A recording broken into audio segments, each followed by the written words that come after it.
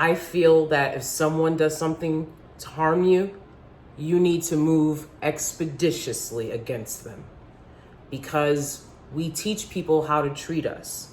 And no one, I've been the victim of violent assault. No one can control if that kind of stuff happens to them. But you can control what you do after.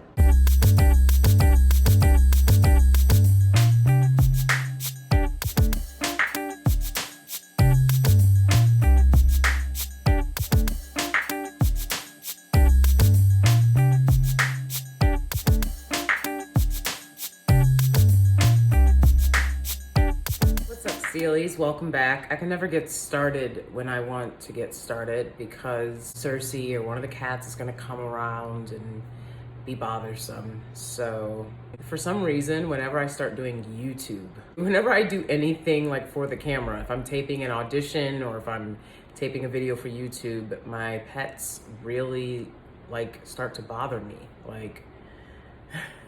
They do it when I'm playing video games too, so I think it's just when they're not getting undivided attention. That's pets for you. Let's talk about Thee Stallion. If you're here, once again, this is not the information channel. This is the break it down and hey, this is something that's been really bothering me, but I keep hearing all these very sensationalized points of view, or maybe I've only heard, certain facts and I want to break this conversation down further. This is why you come to DanieSteel, because that's what I want to do. And I haven't said anything about it for a while because I was sitting back waiting for more details, just being flabbergasted. The more and more I heard different things. One, I can't even believe wow, this young, beautiful, talented, successful woman is, as she said, targeted violent crime.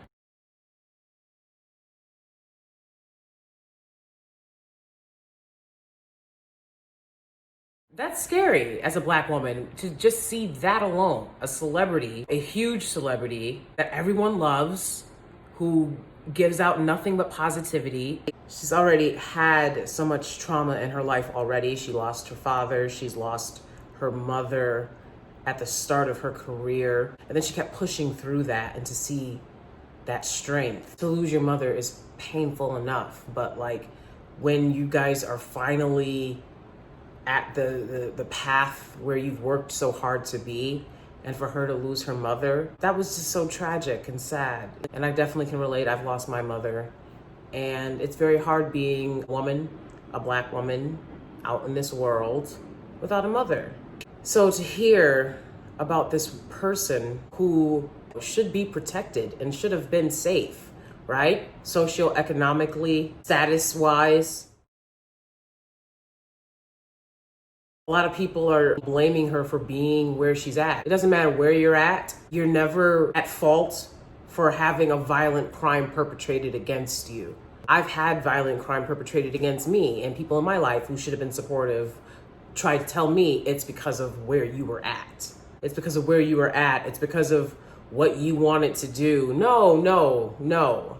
It's because of the person that did it. The alleged shooter. You guys know who that is.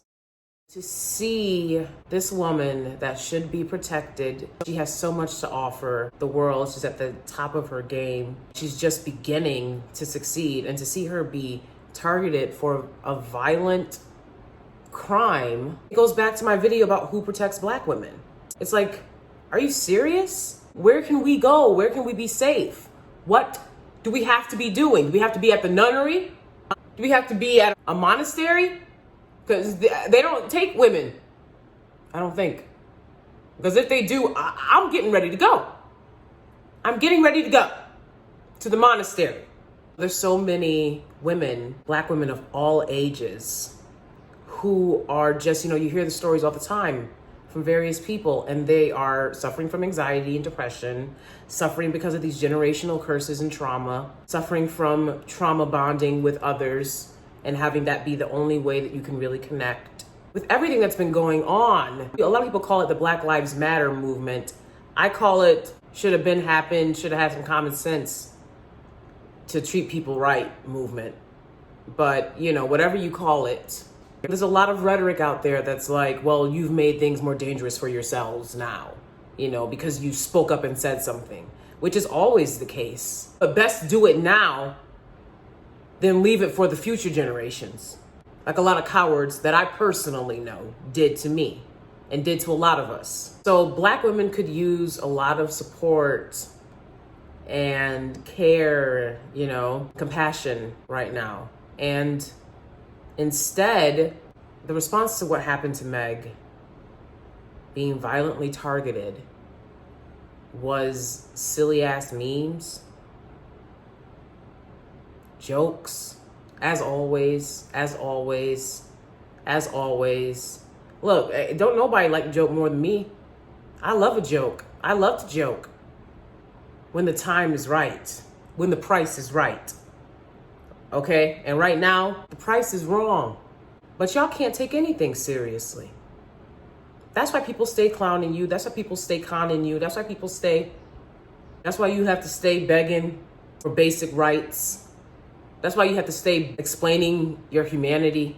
Because everything's a fucking joke. Everything's a game, right? Nothing's ever serious enough to buckle down and do what's right and do what's being called for. The memes, the jokes, the disrespect to this woman that y'all consume her talent. A lot of people put videos out. Y'all pick and choose and say, hey, I want to see more of you. I demand more of you, right? You, give me some more. So that's what she did. At a young age, while she was still in college, what more could she have proven? Straight up, what more could she have proven?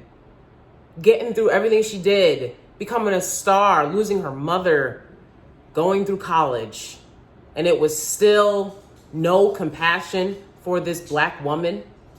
Like I said before, it looked like there's nothing that can be done. That's what it looks like. It looks like it don't matter what a Black woman does, you just don't really give them. I think about how when you don't have family, you really do depend on friendships more. You know, when I was her age, I was the same way. I really depended on my friendships because I didn't have those family bonds. I lost my mother. I grew up in foster care. And that'll cost you. I emphasize, see, there goes Cersei prancing around. You know, Dasher and Prancer. That's her, Prancer.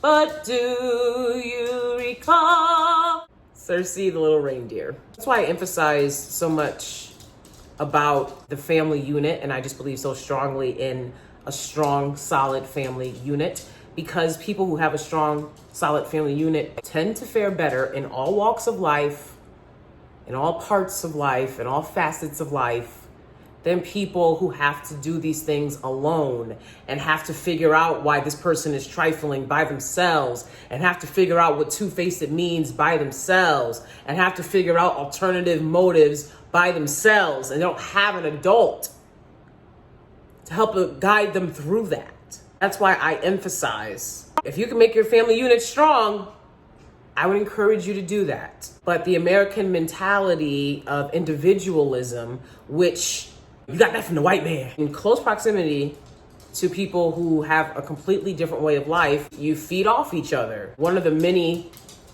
things that we've taken from being in close proximity is that, oh, well, I have the privilege, I have the luxury of moving how I want and doing what I want, and I don't like my family. I just don't like them. They remind me of my past, and I'm gonna look for new people to connect with. Most people try to stick with their family units, and these are the reasons why. Because look at how protected these major stars are. Look how protected Beyonce is. She's always with her family. The Kardashians, they're always with their family. They were literally just at the same event.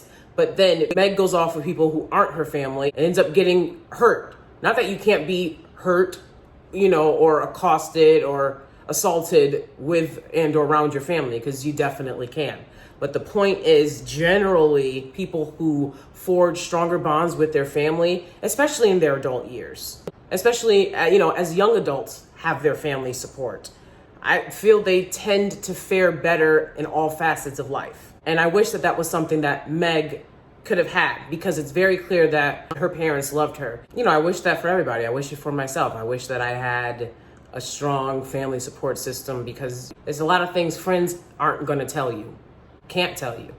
She has wealth, she has the ability to have bodyguards, and decided not to. And then the one moment where someone sees her vulnerable, they pounce on that and take advantage of that. There's a lot of women, we see a lot of women protect men all the time, or protect people that they care about, or, you know, stay silent about abuse they endure. We've seen that in the industry a lot. You can never really know why they do the things that they do. When you're in a relationship, there's things that, you know, you think, okay, I'm gonna be one way, and then you find that you respond a different way, right? You never know how someone's gonna react to what they experience within a romantic, intimate partner relationship. You just never know, even with yourself, until you go through it. Like I said, I've had to change my opinion about a lot of things that I thought that I would accept, or I had a strong, firm, hard no on. I've had to give a okay maybes to, you know, because it's just, you behave differently within romantic relationships than you do almost any other relationship. At the end of the day, it's like, if you hurt someone, like, confess to it, and like be the better person for once and do the right thing for once. I'm very surprised that the state didn't press charges, because the state can press charges for crimes committed against you without your consent. I'm not sure of all the exact laws of California or certain states, so if you're a lawyer in California, correct me if I'm wrong, but I was under the belief that if someone violently harms someone, and that's obvious that they did that, the state isn't going to let them roam around free to potentially hurt other people. She clearly didn't do anything wrong. So now we're talking about, we're dealing with instability, right? We're dealing with someone that's unstable at this point because they attacked for no reason. So why are they out and about? Why? So the state should want to take care of that. And the fact that that hasn't happened is bothersome to me. And I feel like this happens a lot with not just Black people, but Black women specifically, which is our safety and our concerns are ignored on multiple levels, And I'm going to conclude with this. I feel that if someone does something to harm you, you need to move expeditiously against them, because we teach people how to treat us. And no one, I've been the victim of violent assault. No one can control if that kind of stuff happens to them. But you can control what you do after. And we teach people how to treat us. And so if someone harms you, you need to move expeditiously to make them understand that that's not gonna fly and that's not okay. See, I told y'all, they're always here bothering me. I really hope that Megan gets to heal, not just physically, because she said she's on that journey, and I'm happy for her, but also mentally, from the lackluster concern and the jokes. Okay, thank you, Swirly. Be quiet and get out. Bye. Get out. The jokes at her expense while she's healing physically, that's very harming emotionally, to have to deal with all of that. That further impacts her healing physically. And it is the summer, and it's a time when she should be able to be out and having a good time and enjoying herself, and that's been taken away from her.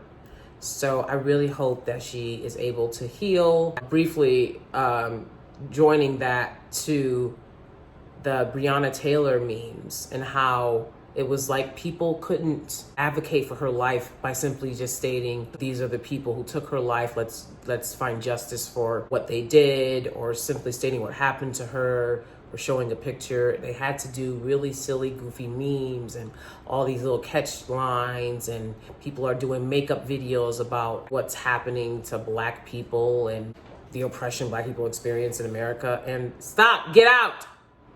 And that's not cool. That's not cool, because you don't do it with any other group of people. dances and then at the end saying the name of a black victim of violence. Like, get that out of here. That's what I'm talking about. Like, y'all go hard when y'all see these celebrities, these non-black celebrity women go wear braids. Y'all go really hard for that. Go hard for your lives. Go hard for the quality of your lives.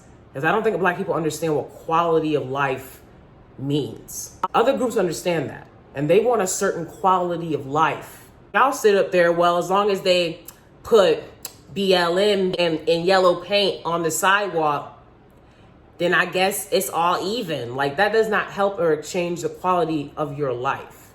BLM getting millions and millions and millions of dollars hasn't changed the quality of no black lives. In fact, we're still the most unemployed group of people in America today after all of that. So don't stop protecting black women. Keep going.